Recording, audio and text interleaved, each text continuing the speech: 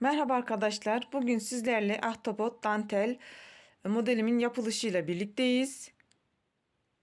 Bu modelim uzun zamandır herkesin istediği bir örnekti.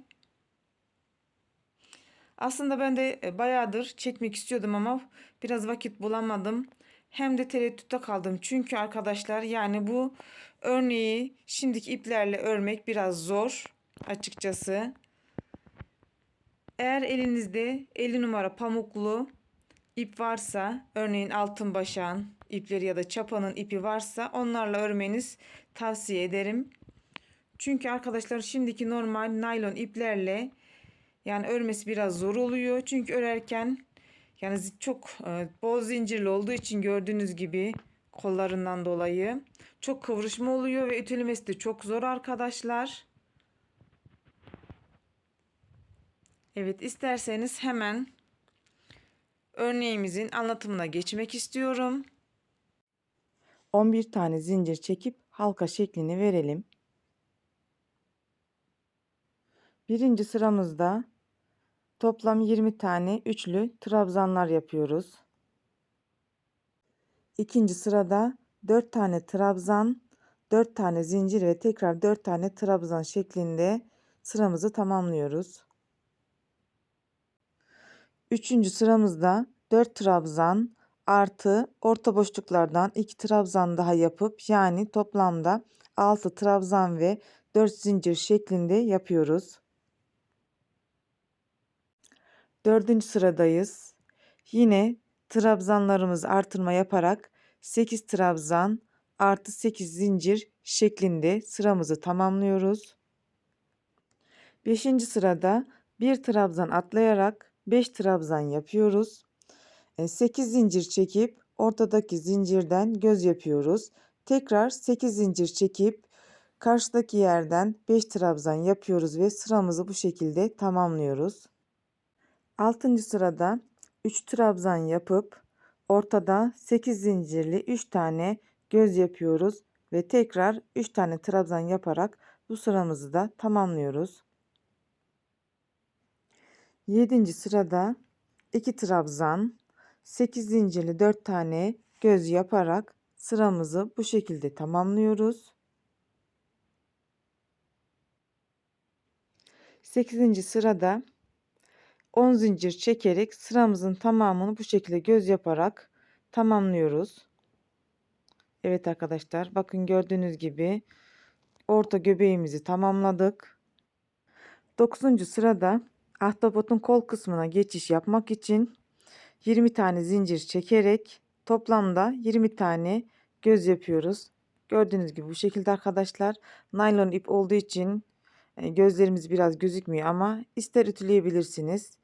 İster de bu şekilde devam edebilirsiniz. Burada görüldüğü gibi bu kısımda 20 tane beşli trabzan yapıyoruz ve tekrar bir kol yapıyoruz ve tekrar 20'li trabzan yapıyoruz arkadaşlar. Şimdi sizlere onun nasıl yapıldığını göstermek istiyorum. Evet, burada tığımıza ipimizi 3 defa doluyoruz ve 5 defa da çekiyoruz. Toplam 20 tane trabzan yapıyoruz bu şekilde. Ve daha sonra diğer gözümüze geçerken 12 tane zincir çekiyoruz. Diğer göze geçip 12 artı 24 artı 12'li zincir çekerek 3 tane göz yapıyoruz ve tekrar 12 zincir çekerek diğer göze geçip işlemimizi bu şekilde tamamlıyoruz. Evet arkadaşlar, ahtapotumuzun kol kısım ve çiçek yapraklarının ilk sırasını bu şekilde tamamladık. Sizlere şöyle göstermek istiyorum biraz daha yakından. Gördüğünüz gibi arkadaşlar, biraz karma karışık. Çünkü 10 tane ahtapot kolu, 10 tane de çiçeğimizin yaprakları olduğu için bu sıralar biraz karışık duruyor arkadaşlar. Örerken de biraz göstermesi zor olduğu için sizlere bu şekilde göstermek istedim. Evet, size isterseniz anlamayan arkadaşlar için tekrar anlatmak istiyorum. Bu aralarındaki zincirler 12 zincir. Bunlar da 12 zincir. Şu uç kısımda 22 ya da 24 zincir. Yani sizin ipinizin kalınlığı ve zincir çekmenize göre de değişebilir. Bu dolgularda, trabzanlarda arkadaşlar, beşli trabzan 20 tane yapıyoruz. Yani toplam 20 tane. Biraz daha anlaşılır olması için ben sizlere bitmiş ahtapotumdaki sıradan anlatmak istiyorum arkadaşlar. Çünkü hani ipimiz ördükçe örneğimiz biraz daha karma karışık oluyor. Yani ütülenmedikçe kendini örneğimiz göstermiyor ve belli olmuyor. O yüzden ben sizlere ahtapotumuzun bitmiş halinde sizlere anlatmak istiyorum. Bakın bu sıra, yani bu sıraya geldiğinizde ilk sıramız. Buradan ilk sıramıza başlıyoruz. Buradan size anlatmıştım bu kısmı. Bura birinci sıra. İkinci sırada burada. Bakın buradaki birinci sıradan tekrar 12 zincir çekip burada ikinci sıraya başlıyoruz. Yani burada ikinci sıramızda da beşli trabzanlarımız var. Burada da toplam 18 tane trabzan yapıyoruz. Yani birer tane yanlardan eksiltme yapıyoruz. Zincirlerimiz arkadaşlar, bu aralarda çektiğimiz zincirlerde yine aynı 12 zincir. Yani hiçbir şekilde artırma yapmıyoruz. Yani hani neden, nasıl kasma yapmıyor derseniz, bakın şurada ahtapotumuzun her kol yapışında yanlardan birer tane artırma oluyor. Yani birer tane şurada bir göz zincir artıyor. O yüzden bir göz, yani 12 zincir çektiğimiz için birer kare artırma yaptığı için her kolda birer birer iki tane karemiz arttığı için örneğimiz kasma yapmıyor. O yüzden de hiçbir şekilde bu zincirlerimizde artırma yapmıyoruz. Yani toplam kaç tane sıra yapacak derseniz sayalım. 1, 2, 3, 4, 5, 6, 7, 8, 9, 10. Yani her sırada birer tane trabzan eksilterek bu şekilde 20 taneden 2 tane trabzanımız kalana kadar devam ediyoruz. Daha sonra tekrar şu kenarları sizlere anlatayım. Burada da yine aynı bu şekildeki boş kenarlarımıza da artırma yapmadan zincir çekiyoruz. Yine aynı 12 tane. Ben toplam kaç tane yapmışım? Şöyle sizlere yakından göstereyim. 1, 2, 3, 4 tane zincir çekmişim. Yani 4 sıra boş gitmişim arkadaşlar. Siz isterseniz de kendiniz de büyüklüğüne göre seçim yapabilirsiniz. Buradaki kenardaki çiçek sayılarını da kendiniz belirleyebilirsiniz. İsterseniz üçlü yapın, isterseniz ikili yapabilirsiniz. Yani bu sayılar size kalmış. Ve bu ahtapot kolunun uzunluğunu da isterseniz hani kısa olsun uzun olsun derseniz bu aradaki şuradaki orta zincir, ben bunu arkadaşlar 22 tane çektim.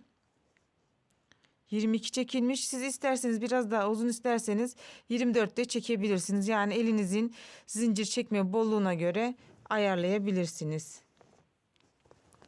Bakın hiçbir şekilde zincirlerde ne bollaşma ne daralma var, gördüğünüz gibi. En son uç kısımda, bitirmek istediğiniz kısımda burada üçlü yapmıştık her zaman. Ahtapotumuzun kol uzatmasında. Burada da sadece bir tane uç yapıyoruz. Yani bitirdiğimiz için.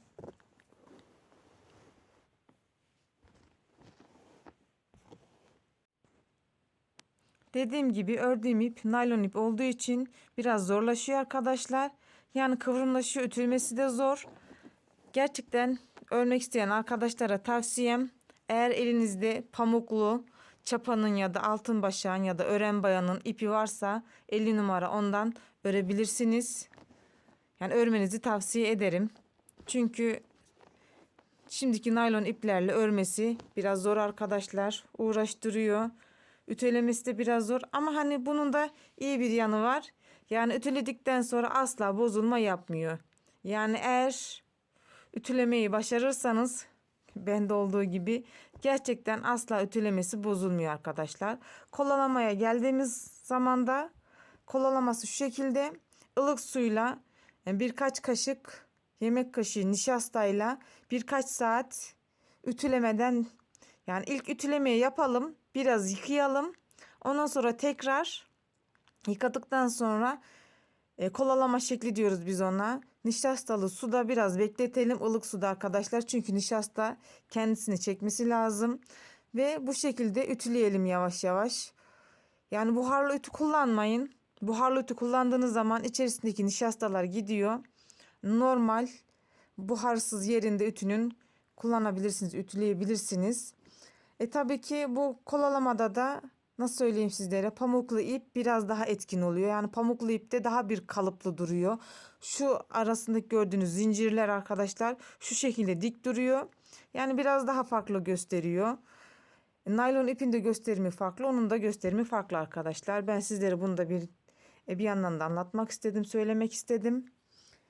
Evet arkadaşlar, örneğimizin anlatımı bu şekilde maalesef. Yani sizlere biraz daha detaylı anlatmak isterdim ama gördüğünüz gibi bakın bu şekilde. Yani ben bu örneği sizlere ütüledim de gösterdim. Yani ütülemeden anlaşılması inanılmaz yani zordu.